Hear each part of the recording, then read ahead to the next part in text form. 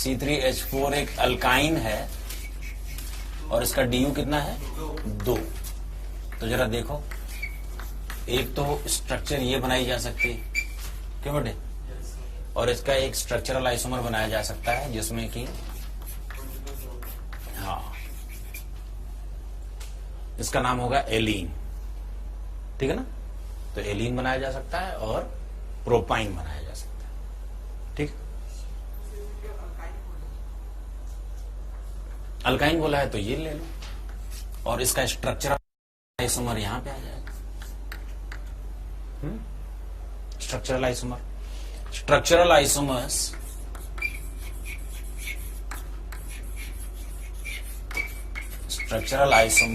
or structural isomerism is also known as constitutional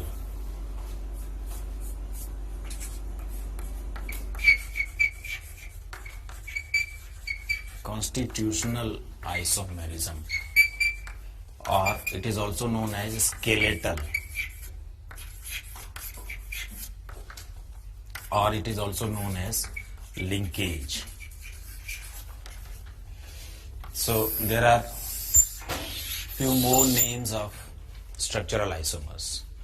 Understood? शुरू करें। अभी तक हम लोगों ने क्या पढ़ा था? अच्छा हाँ, exercise 1 section A up to A9 या A10 कितने दिए थे? एक बार फिर से बोलो। अच्छा, कोई 1 to 10 में कोई प्रॉब्लम नहीं है? नहीं, नंबर ऑफ GI अभी कहाँ कैलकुलेट करवाया, उसका तो रह गया ना। लेकिन हम लोगों ने सारा कर लिया था, कोई डाउट नहीं आया।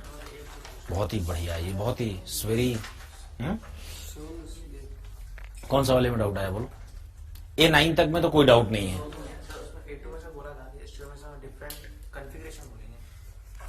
ज्योमेट्रिकल आइसोमर्स है,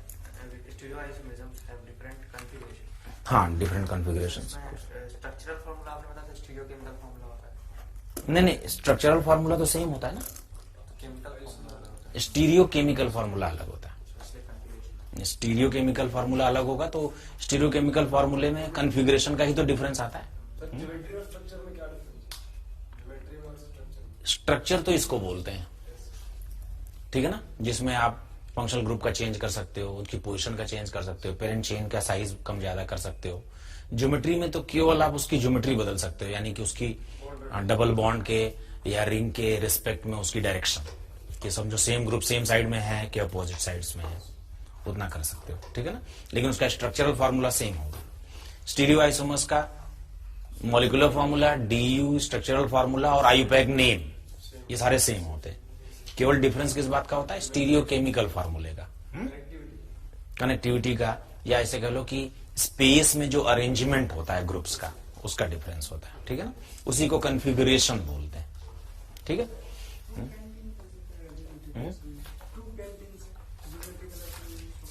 2 पेंटिंग कर सकता है, देखो पेंट 2 इन GI शो करेगा या नहीं करेगा, ये क्वेश्चन है। तो जरा देखो, डबल बॉन्ड के दोनों कार्बनों को ध्यान से देखो, इस पर कौन कौन से 2 ग्रुप लगे, एक H और एक CH3। तो ये दोनों डिफरेंट है, तो डबल बॉन्ड का लेफ्ट कार्बन तो GI के लायक है।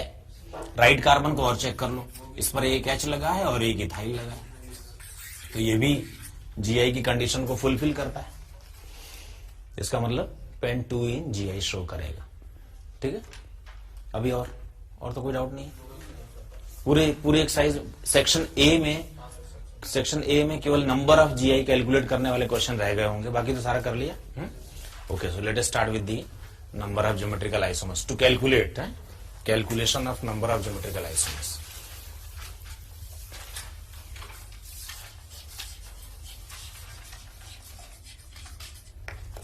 Calculation of number of geometrical isomers.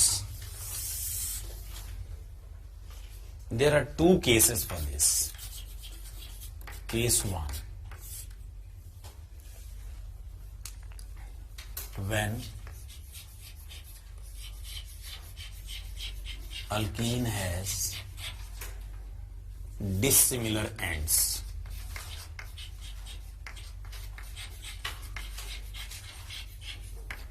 when alkene has dissimilar ends,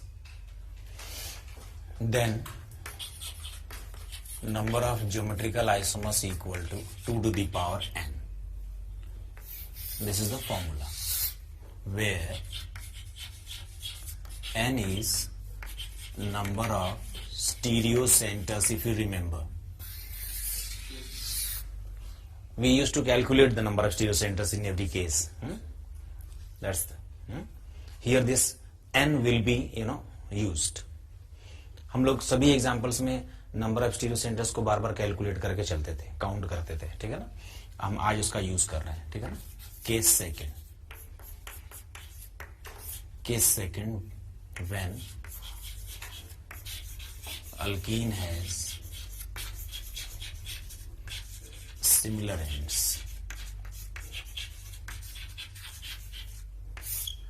अगर ये सिमिलर एंड्स रखता है तो उसमें दो सब केसेस बनते हैं.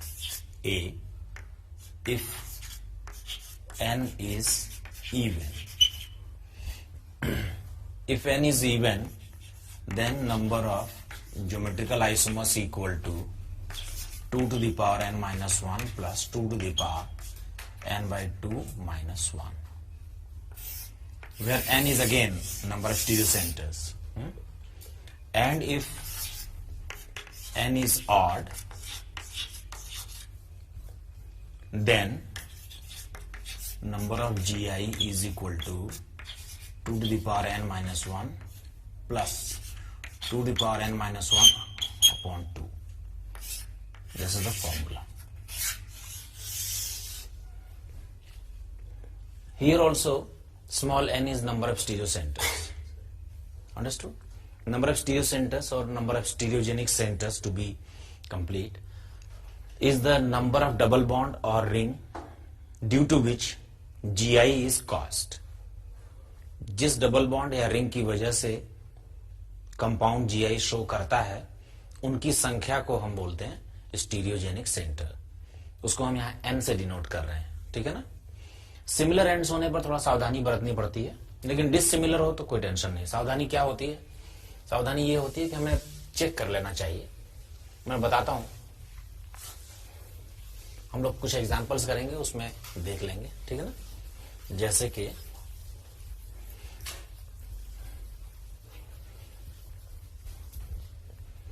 मान लो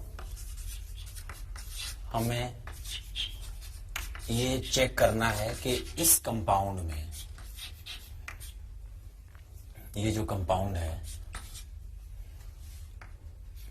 जो मैं यहां पर लिख रहा हूं, इसमें कितने नंबर ऑफ ज्योमेट्रिकल आइसोमर्स हैं. Question is calculate the number of GI. तो सबसे पहले ये फैसला करो कि ये जो दिया हुआ एग्जाम्पल है, ये सिमिलर एंड्स वाला एल्कीन है या डिसिमिलर एंड्स वाला. उसके लिए क्या करना चाहिए? हमें नंबरिंग करनी चाहिए, लेफ्ट टू राइट और राइट टू लेफ्ट. केवल एंड्स को मत देखो, पूरी नंबरिंग करके देखो. क्या हम लेफ्ट टू राइट नंबरिंग करें और राइट टू लेफ्ट नंबरिंग करें तो हमें कोई फर्क नहीं पड़ता, या डबल बॉन्ड्स को मिलने वाले नंबर्स में अंतर है? चेक करो. दोनों तरफ से नंबरिंग करने पर डिफरेंस आता है तो हम कहेंगे कि ये एक डिसिमिलर एल्कीन है. तो ये कैसा एल्कीन है साहब? डिसिमिलर एंड्स वाला है. Dissimilar ends, right. अगर ये डिसिमिलर एंड्स वाला एल्कीन है तो इसमें n की वैल्यू बताओ. क्या ये डबल बॉन्ड GI करता है? क्या ये डबल बॉन्ड भी GI करता है? तो n की वैल्यू 2, ठीक है.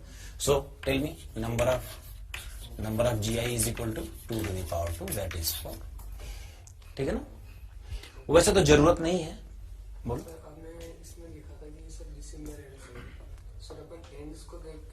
मैंने कहा ना, एंड्स को देखकर ये फैसला मत करो कि डिसिमिलर एंड्स है या नहीं है. कैसे करोगे? नंबरिंग कर लो थ्रू आउट.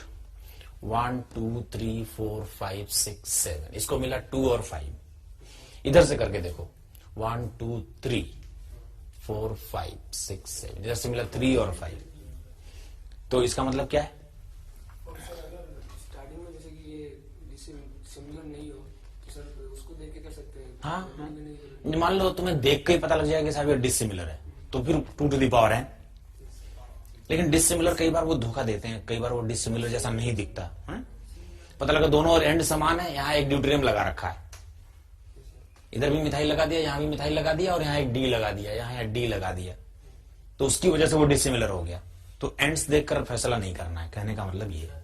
4-5 बॉन्ड है और इधर से देखते हैं तो भी पहला नंबर सही आता है, उधर से फिर नहीं, पहला नंबर नहीं है, सबको देखो। पूरा देखते हाँ, जैसे इधर से देखोगे तो 2 3 4 5, तो ये 2 + 5 आएगा, ठीक है ना। इधर से देखोगे तो 1 2 3 4 5, ये 3 + 5 आएगा, ठीक है ना। सबको चेक करना। तो इसका मतलब सिमिलर एंड्स वाला है, तो हम इन दोनों फार्मूले में से किसी का यूज करेंगे, इवन ऑड देखकर। ठीक है, मुझे एक एग्जांपल करने दिया जाए तो मैं धीरे धीरे सारे एग्जांपल, हर तरह के एग्जांपल्स करूंगा, तो आप लोगों को फिर मेरे ख्याल से कठिनाई नहीं होगी, ठीक है ना। तो थोड़ी देर तक मुझे बोलने दिया जाए, उसके बाद भी आपके कोई डाउट रह जाएंगे तो आप पूछेंगे, ठीक है ना।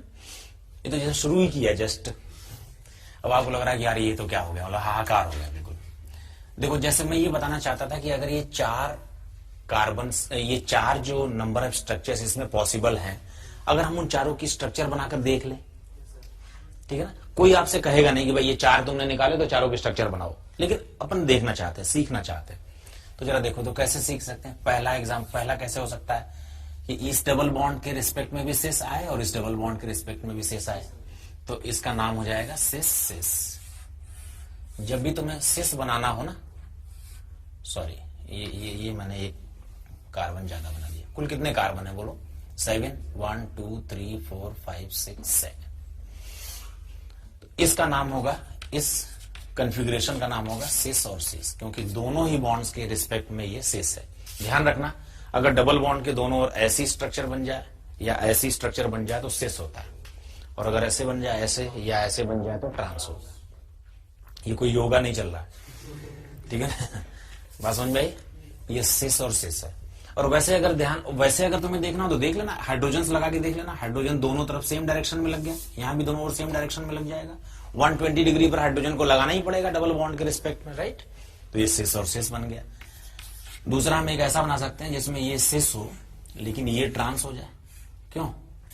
ये सिस हो गया और ये ट्रांस हो गया। जरा देखो, इस डबल बॉन्ड के रिस्पेक्ट में ये सिस है और इस डबल बॉन्ड के रिस्पेक्ट में ये ट्रांस है, ठीक है। तो इसका नाम होगा सिस ट्रांस। हम लोग पहले वाले डबल बॉन्ड का नाम पहले लिख रहे हैं क्योंकि पहला वाला डबल बॉन्ड लोअर नंबर पर है, राइट। वैसे हम पूरा नाम लिख सकते थे इसका, 2 सिस, 4 सिस कर सकता।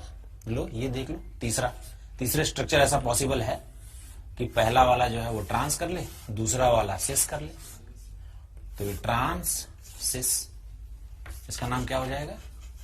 ट्रांस और सिस। और क्या पॉसिबल है बोलो? दोनों ट्रांस हो जाए, राइट। 1 2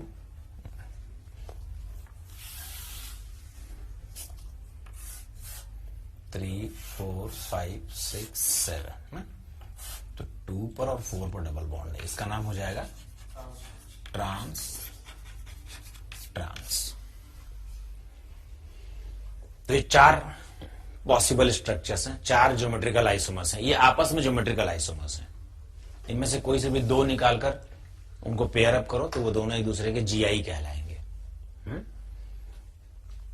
अच्छा, मैं आपको फिर से बता दूं कि स्ट्रक्चर्स बनाकर शो करें ऐसा नहीं कहा जाता है, ठीक है ना।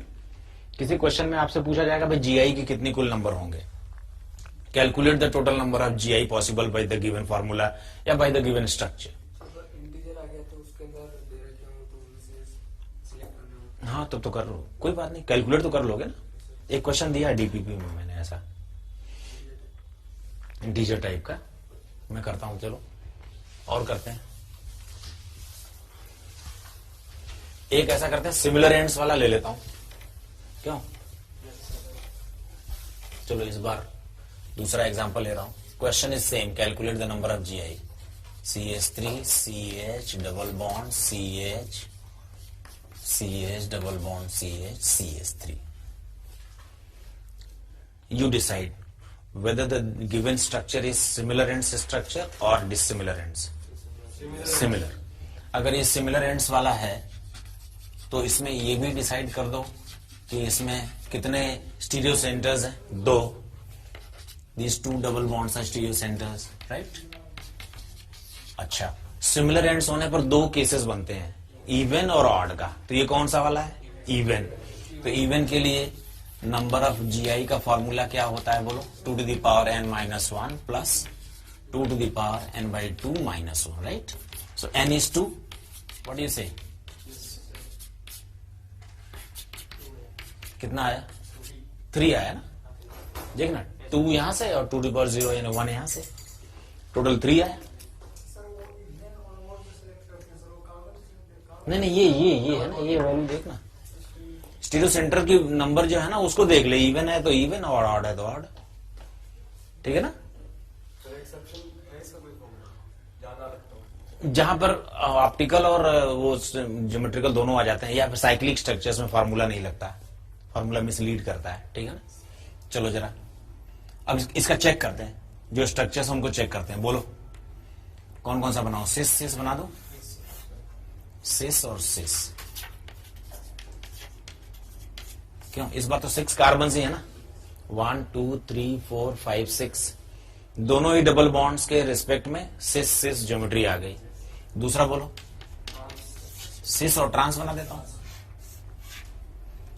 क्यों, ये हो जाएगा सिस और ट्रांस. तीसरा देखो, ट्रांस सिस और सिस ट्रांस, इस बार एक ही हो जाएगा.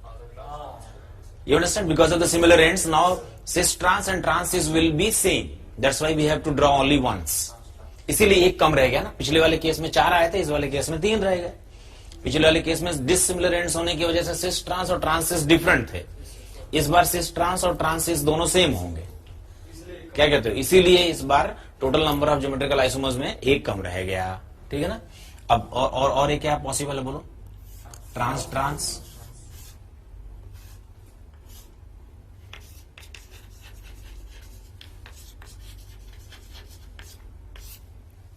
ये 3 पॉसिबल है. I repeat, you don't have to show all the structures possible for number of GI, right. You just have to calculate number of GI, that's it. लेकिन हम लोग अपनी जानकारी के लिए ये सब ड्रॉ कर रहे हैं. ये भी देख रहे हैं कि भाई इवन और ऑड में क्या फर्क आया, इसीलिए फॉर्मूले का भी फर्क रखा. ठीक है ना.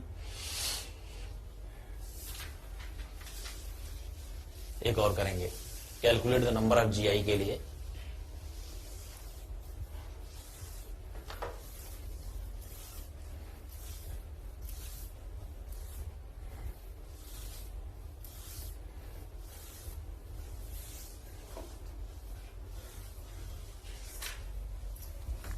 Example 3.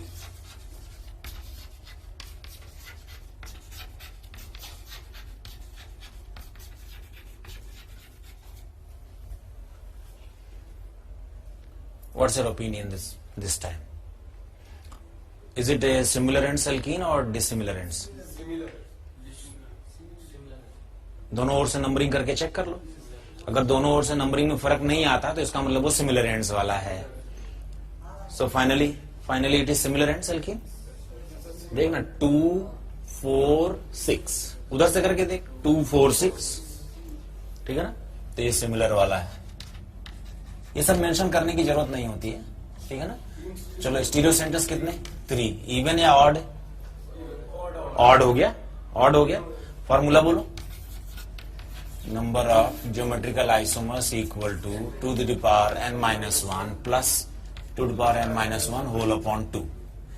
तो जरा वैल्यू रखो, 2 to the power 3 minus 1 plus 2 to the power 3 minus 1 upon 2. This comes out to be 2 to the power 2 plus 2 to the power 1. This is 6. ठीक है ना. अब ये 6 बना के देखने की जरूरत नहीं है, वैसे तो चाहो तो बना सकते हो. सिस सिस सिस, क्यों, cis cis trans, cis trans trans, जितने भी पॉसिबल कॉम्बिनेशंस हैं वो बना लेना.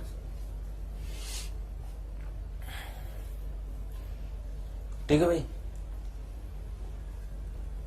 But most of the times you will encounter with the questions which have dissimilar ends. तो उसमें तो कोई टेंशन है ही नहीं. 2 to the power n, बस n गिनने में गलती मत करना. क्यों, जैसे फॉर एग्जाम्पल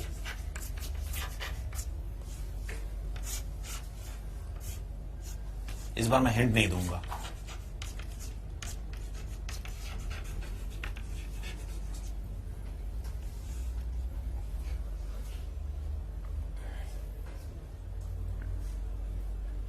पहले तो ये चेक कर लो कि ये सिमिलर एंड्स वाला है या डिसिमिलर एंड्स वाला।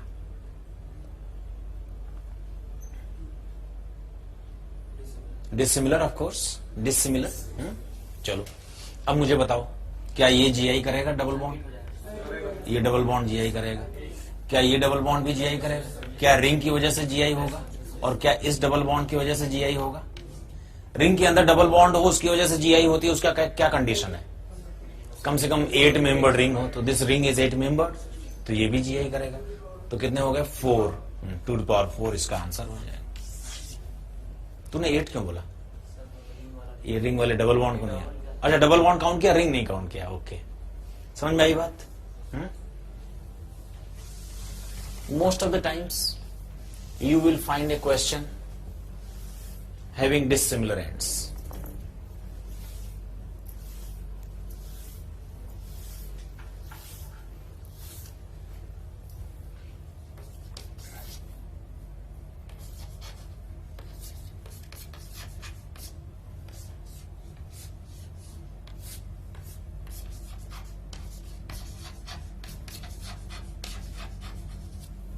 इसके लिए बोलो।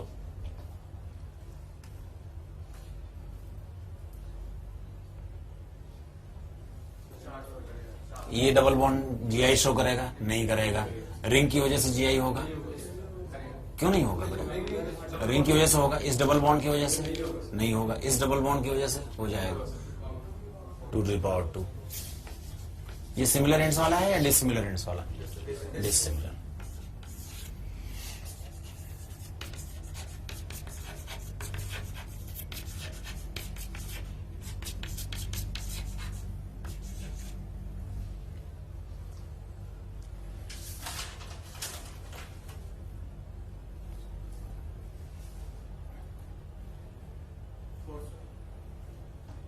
क्या ये डबल बॉन्ड जीआई करेगा? और क्या ये ऑड क्यूमिलीन है जो एक स्टीरियो सेंटर है और जीआई कर रहा है? क्यों? 3 लगातार डबल बॉन्ड्स हैं, it's an odd cumulene, so 2 to the power 2 again. नहीं, ये तो पूरा, ये तो क्यूमिलीन का केस है ना, ये तो क्यूमिलीन का केस है ना ये।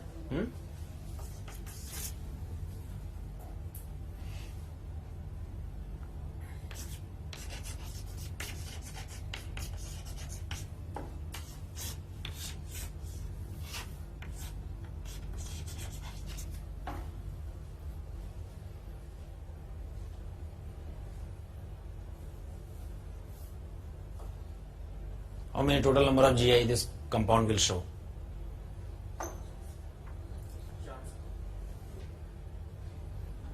कितने इसमें स्टीरियो सेंटर्स हैं? स्टीरियो सेंटर्स कितने हैं? 2। कौन कौन से? एक तो ये हो गया, दूसरा कौन सा? रिंग है क्या? रिंग में कोई रिंग स्टीरियो सेंटर हो और कोई रिंग जीआई शो करे, इसके लिए कंडीशन क्या है?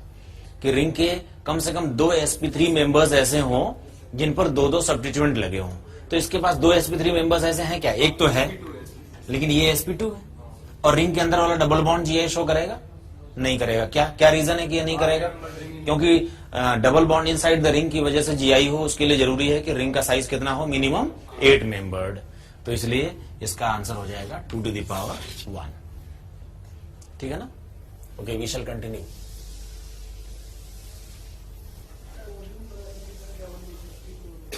नहीं, रिंग के लिए कोई रिंग जीआई शो करे, इसके लिए आवश्यक है कि रिंग के 2 sp3 मेंबर्स डाई सब्स्टिट्यूटेड हो और उन पर 2 सब्स्टिट्यूएंट लगे हों, दोनों डिफरेंट हों। जैसे देखो, क्या ये मेंबर sp3 है और क्या इस पर एक ये सब्स्टिट्यूएंट लगा है और एक H लगा हुआ है?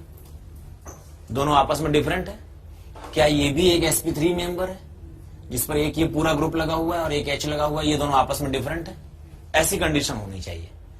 कम से कम 2 sp3 मेंबर्स ऐसे हों जिन पर 2 डिफरेंट ग्रुप लगे हों, प्रत्येक पर। Each sp3 member must have 2 different substituents and this kind of 2 sp3 members must be present on a ring. अच्छा, उसमें रिंग के साइज का कोई कंडीशन नहीं है। रिंग के साइज की कंडीशन कब आती है? जब रिंग के अंदर डबल बॉन्ड हो और उसकी वजह से जीआई हो रहा हो। तूने वो क्लास मिस कर दी थी एक दिन ना। चलो कोई बात नहीं, फिर से करते हैं। इसको करो।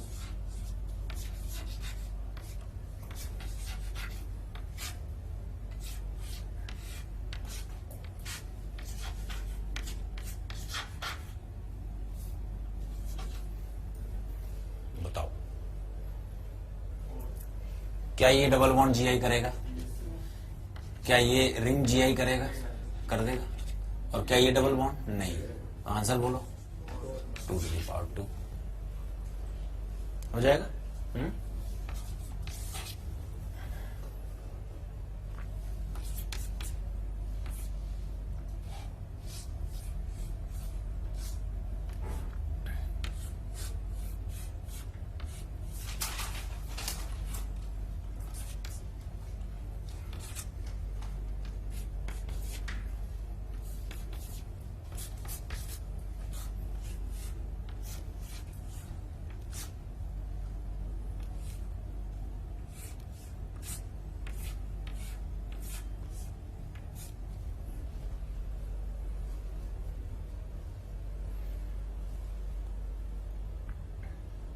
इस एग्जाम्पल के लिए सबसे पहले मुझे ये बता दो कि क्या किसी रिंग की वजह से जीआई होगा?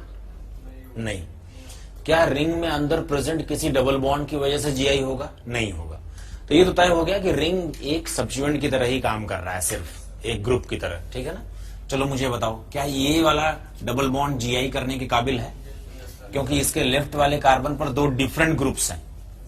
How do we distinguish these two groups? ये कार्बन sp2 से कनेक्टेड है और ये कार्बन sp3 से connected, so they are different groups, right. Connectivity is different.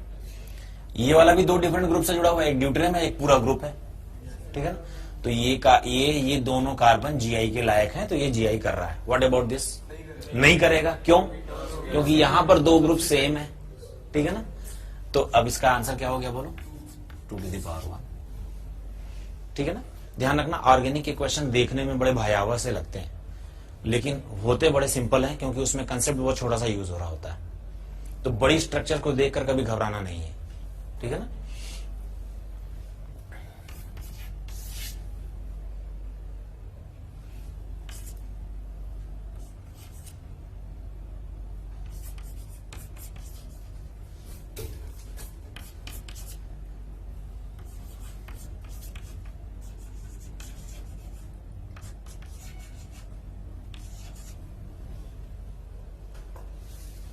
ये मैंने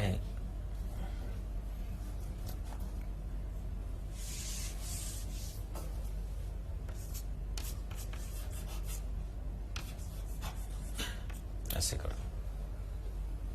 आई wanted to give you the example of odd cumulene. जरा बताओ, क्या ये सिमिलर एंड्स वाला है या डिसिमिलर एंड्स वाला है? हाँ नहीं, लेकिन सिमिलर एंड्स वाला है या डिसिमिलर एंड्स? डिसिमिलर। ध्यान रखना, जब हम लोग सिमिलर एंड्स या डिसिमिलर एंड्स एल्कीन की का डिसीजन ले रहे होते हैं, तो उस समय हमें केवल एंड्स को नहीं देखना है। हमें क्या करना है? नंबरिंग करके देखना है। इस डबल बॉन्ड को उधर से आओगे तो 1 नंबर मिलेगा, इधर से जाओगे तो अलग नंबर मिलेगा, और इन डबल बॉन्ड्स के नंबर भी बदल जाएंगे, राइट। तो इसका मतलब क्या हुआ? इसका मतलब ये डिसिमिलर है। तो बताओ, एक तो ये है और एक ये है। ठीक है ना। 2 है। 2^2 इसका आंसर हो जाएगा। ठीक है ना। सिमिलरली अगर मान लो हमने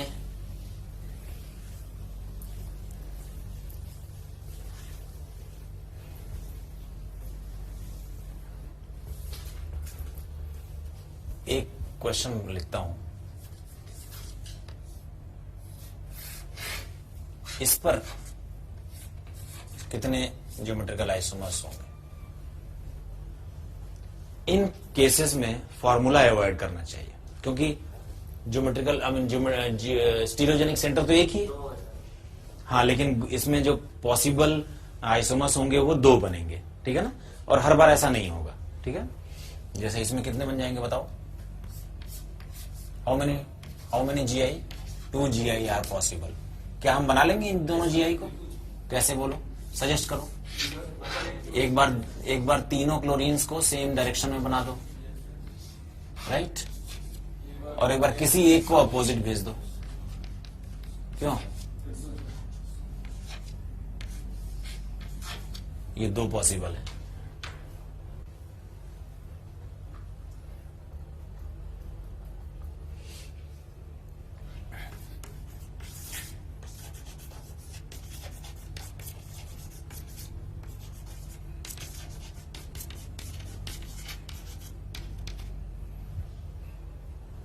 How many geometrical isomers are possible for this? क्या ये एक GI वाला सेंटर है? क्या ये भी एक स्टीरियो सेंटर है? तो 2 to the power 2, ठीक है ना?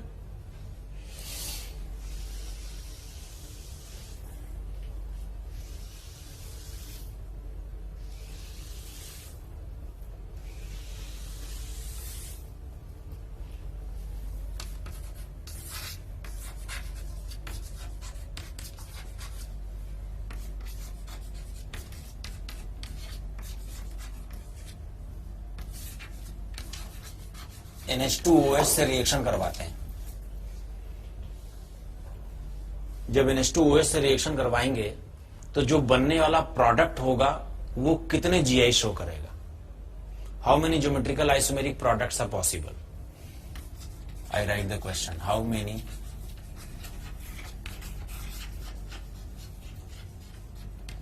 ज्योमेट्रिकल आइसोमेरिक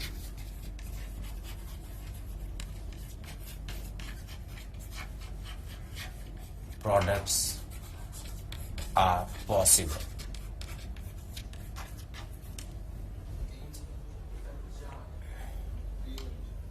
मुझे बताओ प्रोडक्ट क्या बनाएगा, पहले तो ये बताओ। क्या ये H2O निकाल कर बन जाएगा?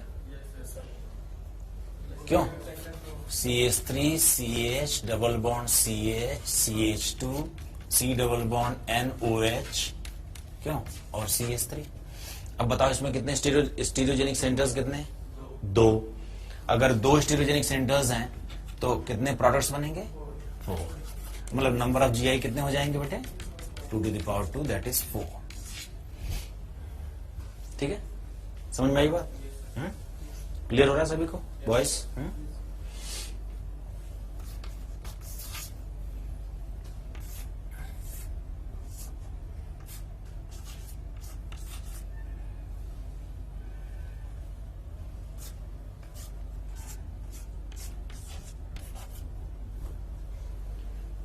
हाउ मेनी ज्योमेट्रिकल, एक मिनट, इसको ऐसे लिख देता हूं,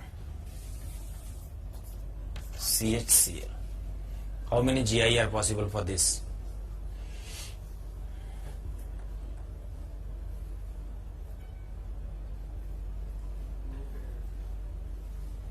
क्या ये GI करेगा?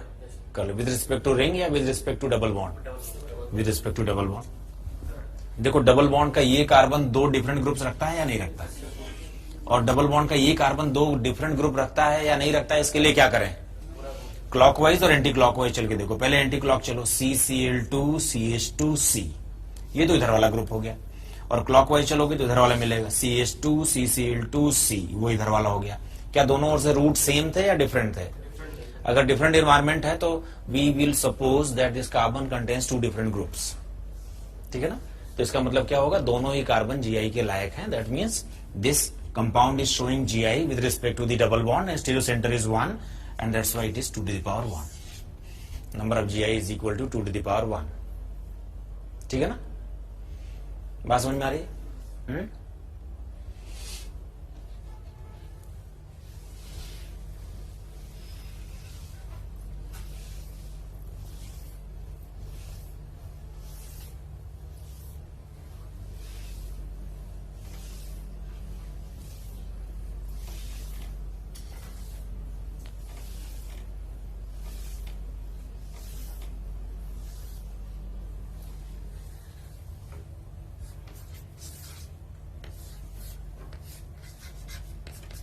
CHO,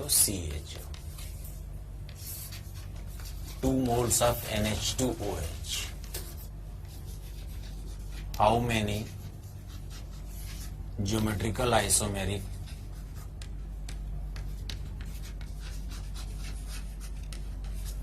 products are possible?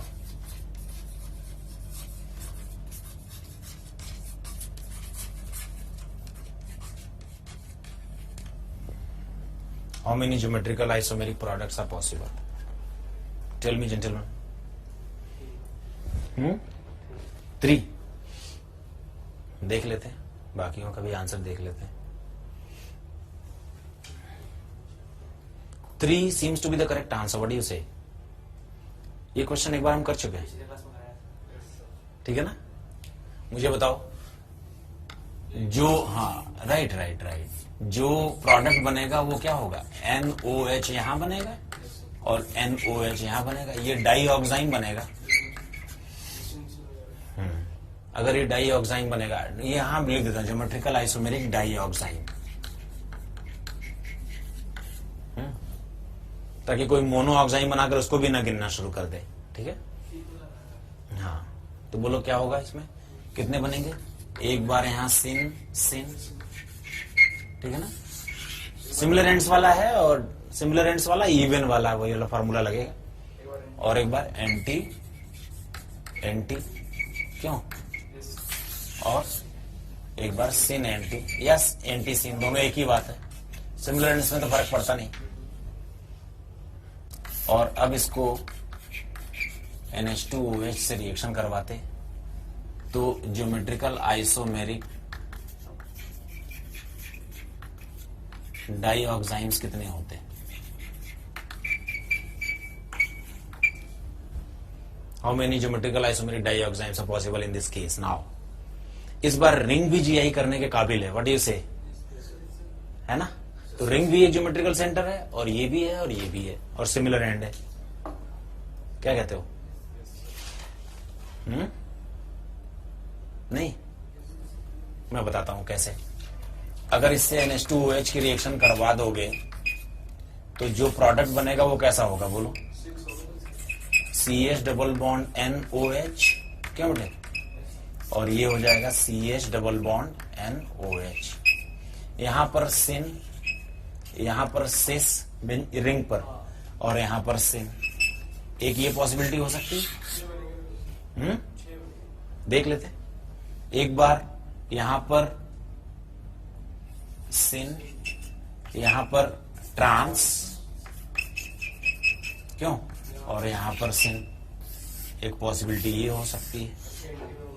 ऐसे एंटी में भी हो जाएंगी 2 पॉसिबिलिटीज, और एक बार सिन और एंटी में भी हो जाएंगी 2 पॉसिबिलिटीज, तो कुल 6 हो जाएंगे. व्हाट डू से? फिर एक और बनाता हूं, देखो. एंटी, सिस, एंटी, ठीक है ना? फिर एंटी, ट्रांस, एंटी.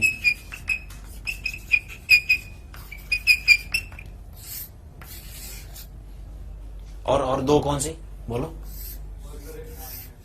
एक बार यहां पे सिन, सिस, एंटी, और सिन, ट्रांस, एंटी. सिन की जगह एंटी और एंटी की जगह सिन करो तो फर्क नहीं पड़ता, लेकिन नहीं लगा सकते.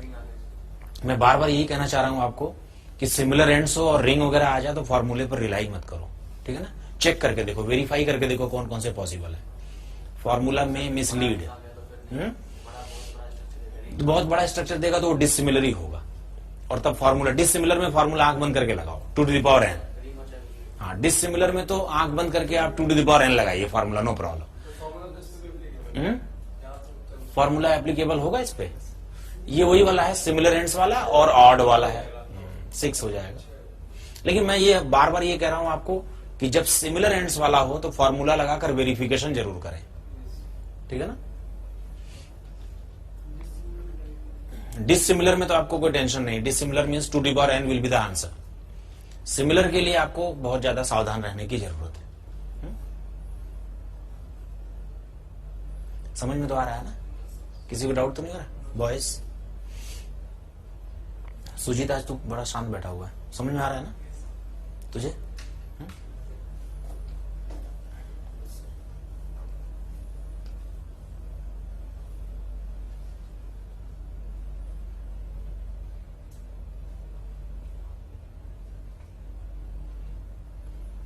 This subject is very simple, I tell you. बहुत ही साधारण सा सब्जेक्ट है, लेकिन इसको थोड़ा ध्यान से करने की जरूरत है. और बड़ा इंटरलिंक्ड है. मतलब अगर आपने एक चैप्टर मिस किया तो दूसरे चैप्टर में उसके यूज होंगे और आप वहीं पर आपका दिमाग बंद हो जाएगा। दूसरा मिस किया तो आगे और तकलीफ बढ़ेगी, ऐसे करके। और शुरुआती चैप्टर्स बड़े फंडामेंटल्स हैं और इनका यूज हर जगह होगा, पूरे थ्रू आउट ऑर्गेनिक केमिस्ट्री में। जैसे मान लो हम लास्ट में पढ़ रहे होंगे कार्बोनाइल कंपाउंड्स, तो वहां भी ये यूज होगा कि भाई जीआई कर रहा है प्रोडक्ट, क्योंकि ये कार्बोनाइल ही तो है ना, ये एल्डिहाइड और कीटोन कार्बोनाइल कंपाउंड ही कहलाते हैं ना। तो पता लगा ये वहां भी आएगा NH2OH के साथ, तो बोलेंगे तो हाउ मेनी टोटल ऑक्साइम्स, वहां भी आ जाएगा ये बाद में। आप भूल चुके होंगे कि हमने जीआई पढ़ा था इस वर्ष के शुरू में, लास्ट में वो बीच में आ जाएगा कहीं। और अगर आपने इसको नहीं पढ़ा है तो वो दर्द फिर उभर आएगा पुराना, है ना। पुराने घाव कई बार हरे हो जाते हैं फिर से, नहीं वैसा हो जाएगा। इसलिए शुरुआती चैप्टर्स जो है फंडामेंटल्स, इन पर बहुत ध्यान रखो। और अगर जरा भी कोई डाउट हो तो मुझे तुरंत रोक लो, ठीक है ना। और सारे क्वेश्चंस करो। आज आपने डाउट, वो एक्सरसाइज के क्वेश्चंस में बताया कि डाउट बहुत कम आए, तो मुझे बड़ा अच्छा लगा। लेकिन ऐसा तो नहीं कि आपने सिर्फ मुझे अच्छा लगे इसके लिए बोल दिया भाई यार ये आदमी संतुष्ट हो जाए इसको कि यार इस आदमी को यही पसंद है, निपटाओ इसको, क्यों। कई बार ऐसा होता है ना, मेरे टीचर भी जो थे ना, जो हिंसक टीचर्स थे ना, तो मैं ऐसे ध्यान रखता था कि वो हाँ कहलवाना चाहते हैं या ना। तो बोलते बोलो बोलो हाँ या ना बोलो, तो मैं ऐसे गेस मारता था हाँ। तो अगर मान लो सही निकला तो बोले शाबाश बैठ जाओ, और वो गलत निकले तो मेरा डेंट पेंट होता था इधर बुला के और मैं सोचता था यार हाँ बोलूं कि ना बोलूं, क्या बोलूं। वो कुछ सेकंडों में फैसला लेना होता